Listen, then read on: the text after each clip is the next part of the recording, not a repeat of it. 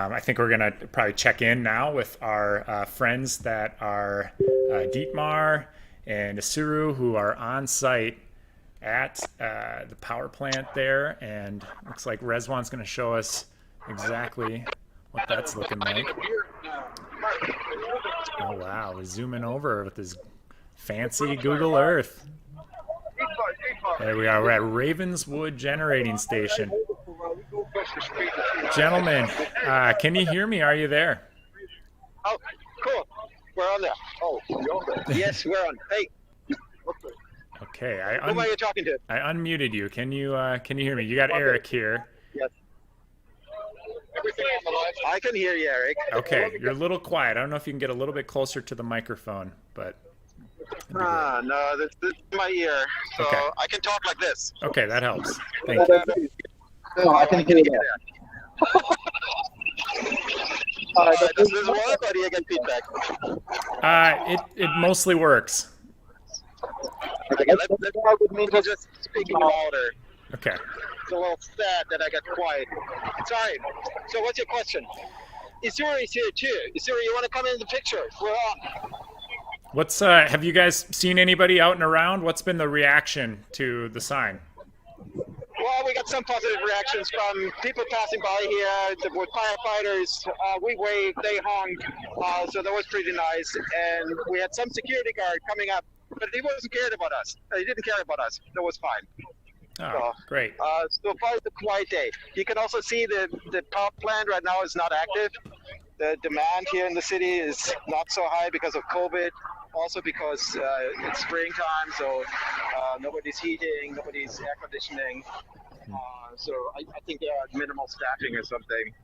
Very quiet day here. Right. Yeah, I'm anticipating they will be a bit busier in the next couple months here. Now, that's a natural gas plant, but it doesn't only burn natural gas, correct?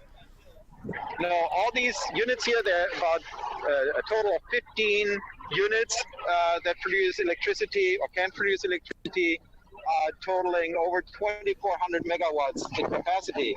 However, the total output here is only 3,300 gigawatt hours. At least that's what it was in 2018.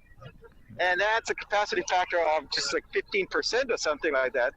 And that is because this plant here doesn't have the most efficient burners.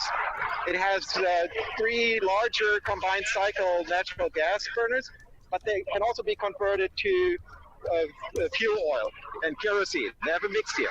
But I think all of these units here, they're actually dual fuel, so-called. They can burn both natural gas and oil, which is important because this plant here is mostly being used when the city needs a lot of electricity. That is in a very hot summer days and when it's really cold in the winter.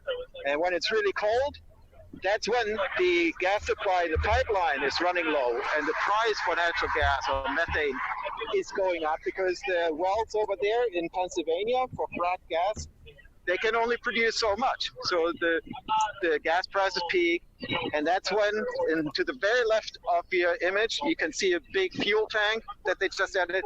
That's when these plants switch over to fuel oil, and then the pollution goes really way up. We know that natural gas burning is bad for you. It does produce particulate matter. It's not clean.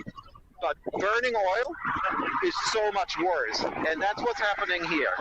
And you have here in the neighborhood, when you look around, it's all pretty industrial. If you go to Google Earth, you can see a little bit, look around. But we have public housing projects. The one here is Queensbridge Housing, which I think is the largest housing project in New York City.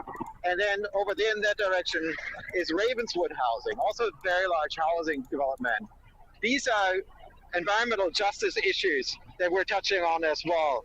And these neighborhoods are most affected by the dirt that is coming out of here. On the other side here is Roosevelt Island, which is a mostly residential community. And then it's the east side of Manhattan, also where a lot of people are living. And up there is the Bronx, with so many people are now sick from COVID.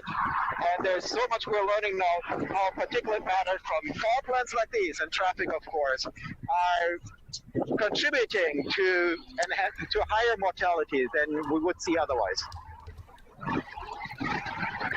Wow.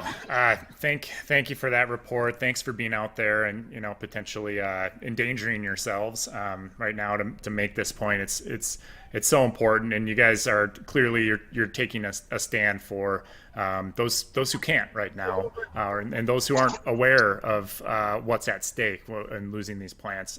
So you guys are heroes. I really appreciate you being out there. Great. We'll check in with you a little bit later. A quick word. Yes. Quick thank you to the workers at Indian Point and Mayor Buchanan as well. Thank you for doing such a good job. And you have contributed to making our air better. And we're going to miss you. Awesome. Thank you so much.